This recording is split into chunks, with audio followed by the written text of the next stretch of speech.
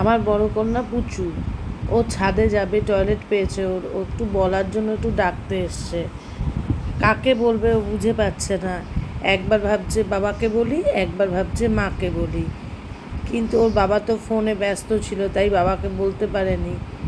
তা আমি আবার বললাম ভোলানোর জন্য যে বল নিয়ে এসো, বল। ও বল না পেয়ে এটা নিয়ে এলো, কিছুক্ষণ খেলবে আমার সাথে। এটাও নিজে থেকে দেবে না, ওর থেকে কেড়ে নিতে হবে, নিয়ে ছুঁড়ে দিতে হবে, ও আবার নিয়ে আসবে। এটাই ওর খেলা। প্রচণ্ড প্লেফুলও। ওরা আছে বলে আমি এখনও এত ভালো আছি। ওরা আমার জীবনের সব। দেখুন কি সুন্দর খেলছে ও। এবার ও আর খেলবে না, এবার ও ছাদে যাবে। টয়লেট জোর পেয়েছে ওর, ও এবার ছাদে যাবেই যাবে, তাই খাটে উঠে পড়েছে, বায়না শুরু করেছে। এবার আমি ওকে খুলে দেব।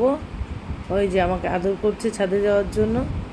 আর ছোটোটা তো শুয়েই রয়েছে, ও খেলতে অত পছন্দ করে না, ও মায়ের কোলে শুয়ে থাকতে বেশি পছন্দ করে।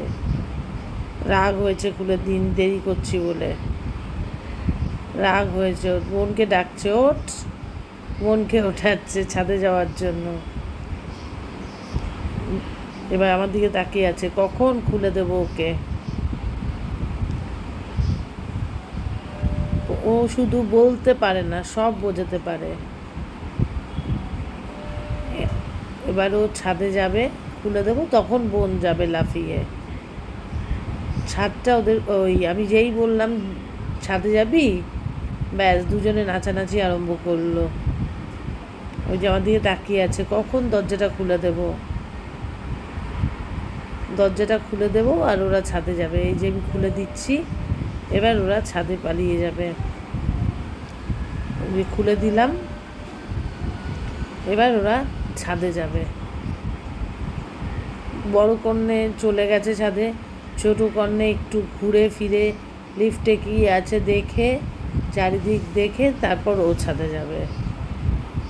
ওকে একটু জোর করেই পাঠাতে হবে, ও একটু কুড়ে। ওই যে যা যা বললে তারপর যায়, এবার যাচ্ছে ও।